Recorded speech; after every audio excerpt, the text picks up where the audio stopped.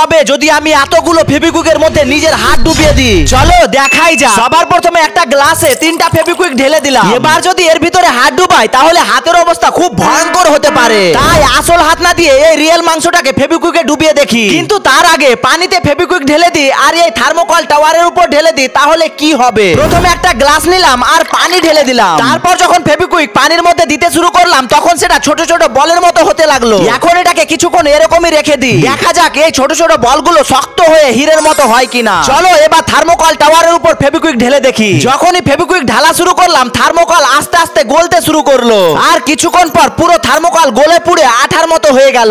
এখন এই মাংসটাকে ফেভিকুইকের মধ্যে ডুবিয়ে দেখি। ডুবিয়ে রাখার পর তো কিছুই হলো না, তাই একে 24 ঘন্টার জন্য রেখে দিলাম। আর 24 ঘন্টা পর মাংসের অবস্থা এরকম হলো। উপরের মাংসগুলো পুড়ে শক্ত হয়ে গেছে আর ভিতরের মাংস ঠিকঠাকই আছে। আর যেগুলো ফেভিকুইক পানতে দিয়েছিলাম সেগুলো এমন হয়ে গেছে। আর হ্যাঁ, লাইক করার জন্য থ্যাংক ইউ, আমি অনেক খুশি হলাম।